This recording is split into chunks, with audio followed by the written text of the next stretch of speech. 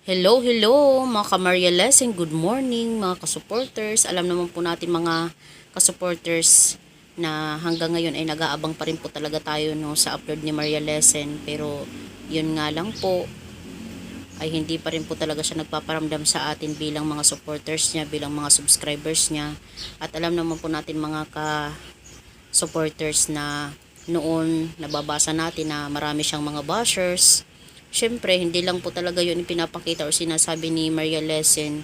Pero sa totoo lang po, tao din po siya, hindi po siya robot. Nakakaramdam din po talaga siya at nasasaktan din po siya sa mga sinasabi ng mga bashers sa kanya. Na wala naman po talaga siyang ginagawang mali.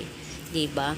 Kaya mas pinili na lang siguro ni Maria Lesson na maging private na lang siguro yung buhay ng kanyang pamilya para wala na po talaga siyang marinig or mabasa pa ng mga comment, 'di ba? Sobrang napakasakit po talaga 'yun na wala ka naman talagang ginagawa sa mga tao na nanonood sa iyo. Siguro inggit lang talaga sila sa mga ginagawa mo, 'di ba? Dahil siguro wala silang narating sa buhay, kaya wala silang ibang mapagbuntungan kundi ikaw, 'di ba?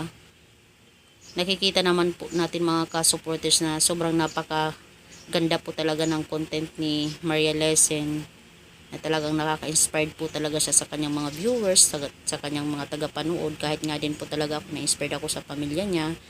Talagang na sobrang napakabait ni Maria Lesson. Hindi niya po talaga deserve na i-bash po talaga siya ng mga bashers. Kaya Maria Lesson, okay lang yan. Ipag-pray mo lang talaga yung mga bashers mo. Dahil one day, babaguhin din talaga sila ni Lord. At mapagtanto din talaga nila yung mga ginagawa nila na hindi talaga maganda.